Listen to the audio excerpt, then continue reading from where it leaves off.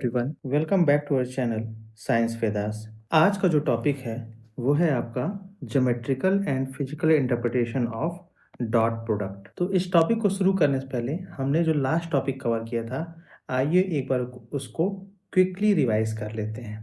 तो last topic में हम लोगों ने क्या पढ़ा था? हम लोगों ने पढ़ा था वेक्टर एडिशन के बारे में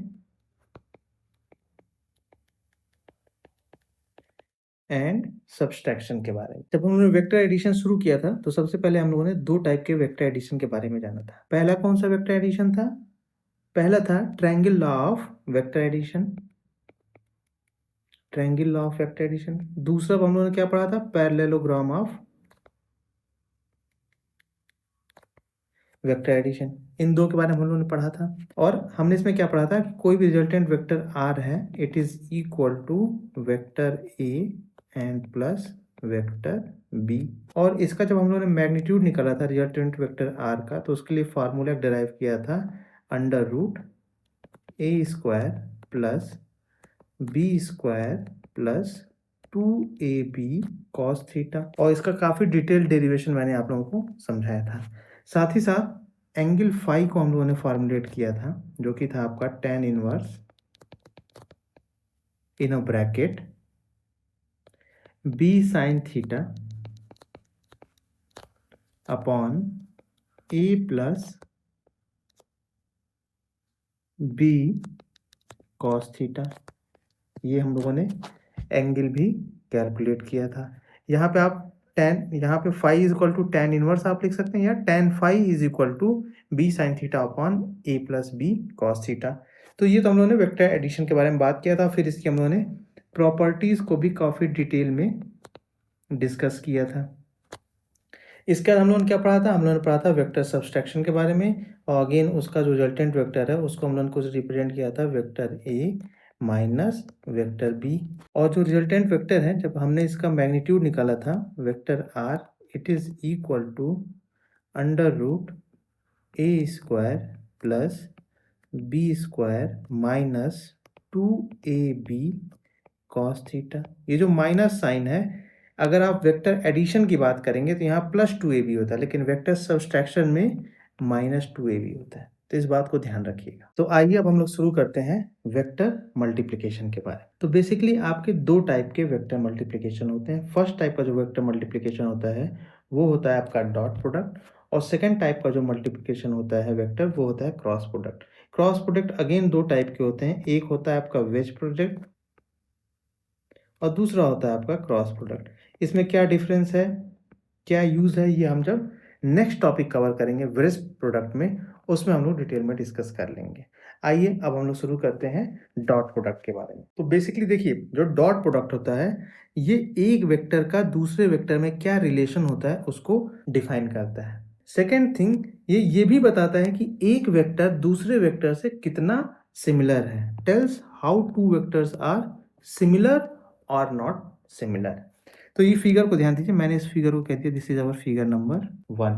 इस पॉइंट को मैंने कह दिया O, ये है आपका P और ये है Q। इस OQ वेक्टर को मैंने कहा वेक्टर B है, और OP को मैंने कह दिया दिस इज वेक्टर A। तो अब vector A and vector B के बीच में जो डॉट प्रोडक्ट है उसको हम लोग डॉट से रिप्रेजेंट करते हैं, and it is equal to magnitude of vector A into magnitude of vector B cos theta. और जो थीटा है वो कहाँ पे बनता है? वेक्टर और ए और बी के बीच में जो एंगल है उसी को हम लोग थीटा से रिप्रेजेंट करते हैं। आ गई बात समझ में? ये डॉट प्रोडक्ट का फॉर्मूला है। ओके, तो आइए यहाँ पे हम लोग लिख सकते हैं कि जो आपका मॉड ऑफ ए है and mod of B is magnitude of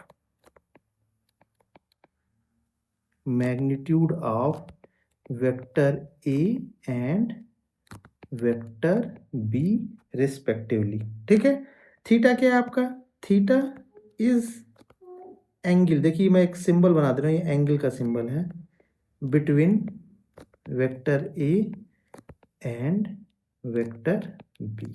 theta जो है वेक्टर A और वेक्टर B के बीच का एंगल है।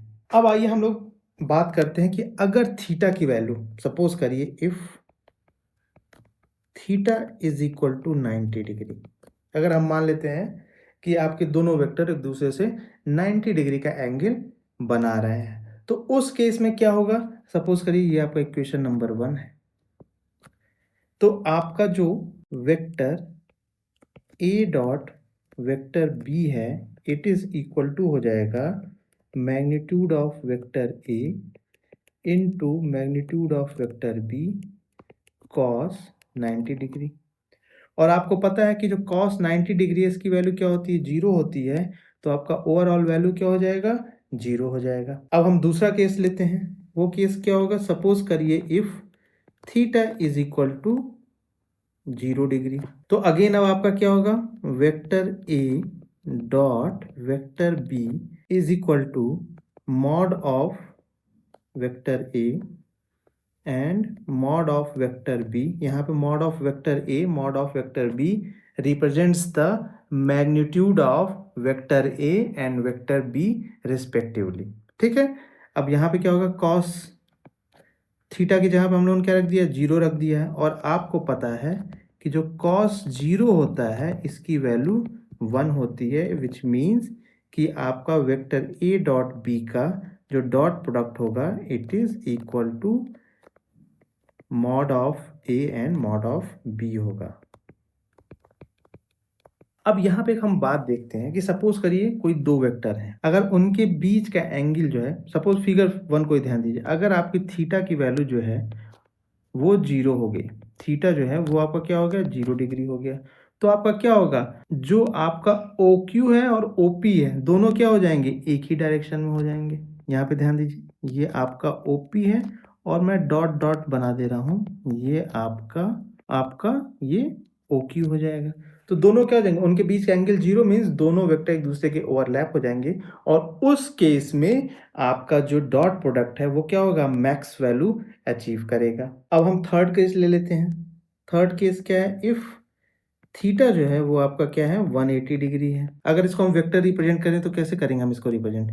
तो आपका ये हो गया OP, ये P पॉइंट है, ये O पॉइंट है, और आपका जो वेक्टर है, सपोज ये आपका वेक्टर A है, तो वेक्टर B से इसके एंगल क्या हो जाएगा? 180 डिग्री। तो ये आपका वेक्टर B हो गया, ये पॉइंट आपका O है, और ये जो एंगल थीटा आपका बन रहा था, ये थीटा जो है ये क्या हो गया? 180 डिग्री हो गया। तो इस केस में आपका जो डॉट प्रोडक्ट होगा vector A dot vector B, it is equal to magnitude of vector A and magnitude of vector B cos 180 degree. और आपको पता है cos 180 डिग्री की वैल्यू क्या होती है? माइनस में होती है। cos 180 डिग्री की जो वैल्यू होती है वो -1 होगी। तो आपका क्या आएगा? Minus vector A in a mod multiplied by vector B in a mod, या मॉड वेक्टर B।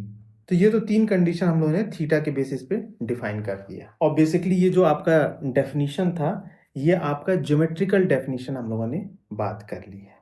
अब हम बात करेंगे आपका algebraic definition of the dot product, कि हम डॉट प्रोडक्ट के एल्जेब्रिक डेफिनेशन के बारे में बात करेंगे। Algebraic definition of dot product, हम इसके बारे में अब बात करेंगे। तो अगेन देखिए, सपोज मैंने कह दिया जो हमारा वेक्टर ए है it is equal to A1 i cap, A2 j cap and A3 k cap. यहाँ पे आपका जो i j k है, i कैप है, j कैप है एंड ये क्या है? k कैप है। ये हैं आपके यूनिट वेक्टर्स,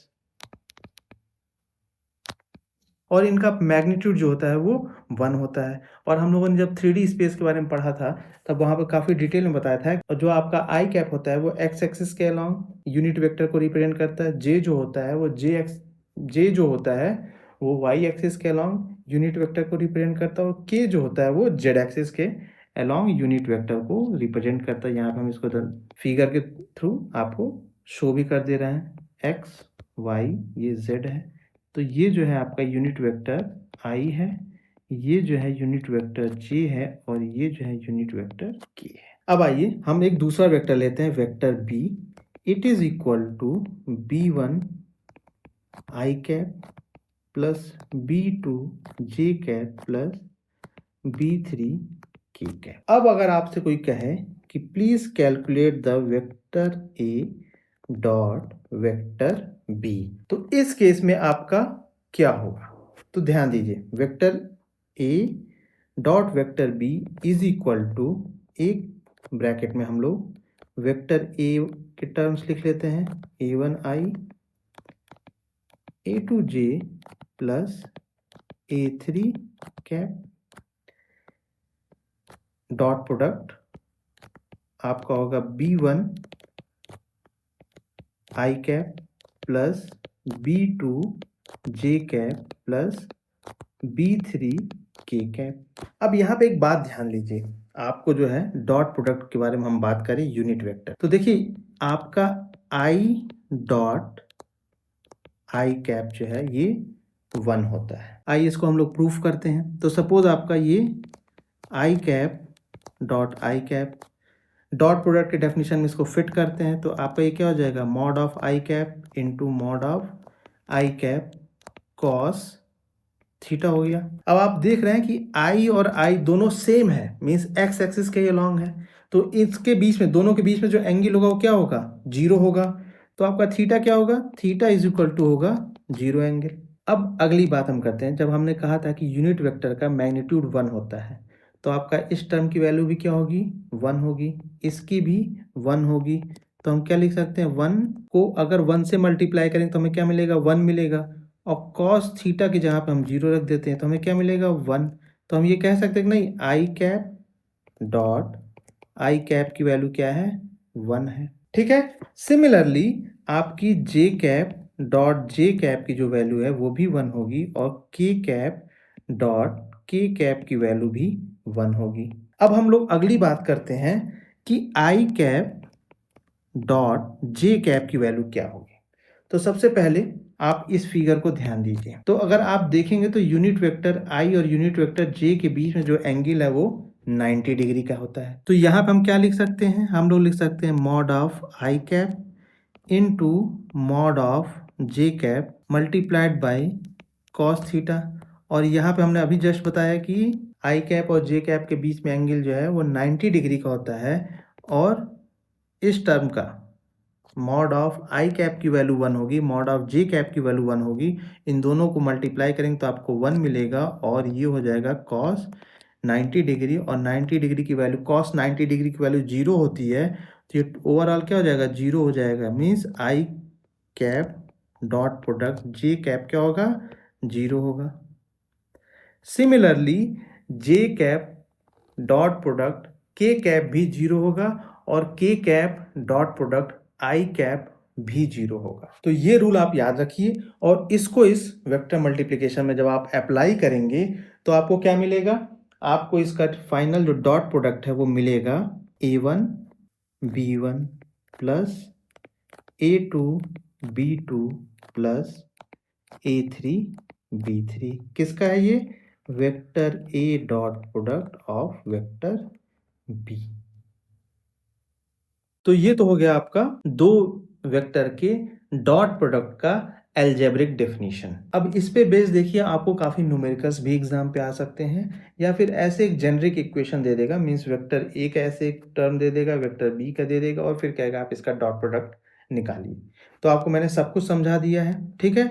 इसमें हम लोगों ने यूनिट वेक्टर के डॉट प्रोडक्ट के बारे में भी बात किया है। उसमें हमने कहा कि अगर सेम यूनिट वेक्टर है, आई कैप डॉट आई कैप इसकी वैल्यू 1 होगी, जे कैप डॉट जे कैप इसकी वैल्यू 1 होगी, के कैप डॉट के कैप इसकी वैल्यू 1 होगी। लेकिन अगर दोनों यूनिट वेक्टर डिफरेंट हैं, means I cap dot J cap, या आई कैप डॉट के कैप, या के कैप डॉट जे कैप, इस केस में इसकी वैल्यू 0 होगी। ठीक है। तो ये रूल आपको बहुत इंपॉर्टेंट है, याद रखना। इसको आप याद रखेंगे तभी आप दो वेक्टर के डॉट प्रोडक्ट की वैल्यू कैलकुलेट कर पाएंगे। तो ये तो हो गया आपके एल्जेब्रिक डेफिनेशन, ज्योमेट्रिकल डेफिनेशन भी हम लोगों ने डॉट प्रोडक्ट की डिस्कस कर ली है। अब हम इसकी प्रॉपर्टीज पढ़ते हैं कि डॉट प्रोडक्ट की क्या प्रॉपर्टीज होती है। तो आइए अब हम लोग डॉट प्रोडक्ट की प्रॉपर्टीज को डिस्कस करते हैं। तो सबसे पहली प्रॉपर्टी क्या होती है, सबसे पहली प्रॉपर्टी जो डॉट प्रोडक्ट होता है ये कम्यूटेटिव होता है। क्या होता है, कम्यूटेटिव।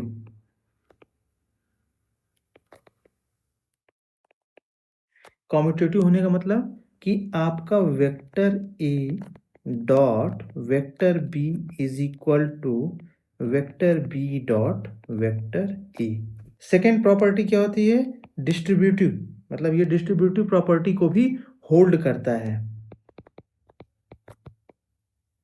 डिस्ट्रीब्यूटिव प्रॉपर्टी को भी होल्ड करता है। कहने का मतलब है कि सपोज करिए आपका ये क्वेश्चन दिया है, vector A dot product of vector B plus vector C, it is equal to vector A dot product of vector B plus vector A dot product of vector C. Third property क्या है? वो है आपकी bilinear property को भी ये ओबे करता है। बाई लीनियर प्रॉपर्टी को भी ये ओबे करता है। कहने का क्या मतलब है?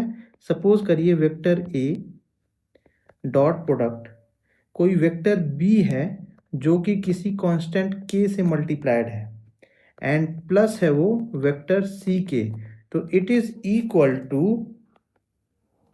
के को हम बाहर कर सकते हैं या के को मल्टीप्लाई कर सकते हैं vector A dot vector B से and plus vector A dot product vector C. Fourth property क्या है? It obeys the scalar multiplication.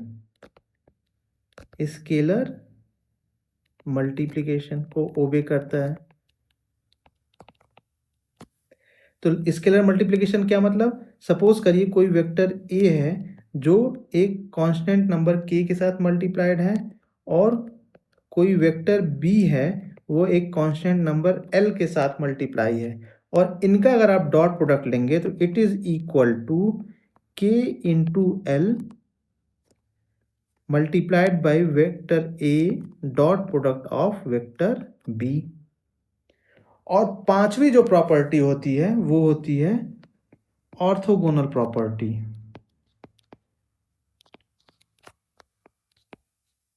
Orthogonal property means हमारा डॉट प्रोडक्ट ऑर्थोगोनल प्रॉपर्टी को भी ओबे करता है। ऑर्थोगोनल का मतलब कि सपोज करिए एंगल जो है दो वेक्टर के बीच का 90 डिग्री है, तो आपका जो डॉट प्रोडक्ट होगा A dot B it is equal to 0। तो ये तो हो गया हमारे डॉट प्रोडक्ट के बारे में एक डिटेल डिस्कशन, और आज के लिए बस इतना ही। Thank you very much for watching our videos. Please like share and subscribe to our channel. Thank you and bye.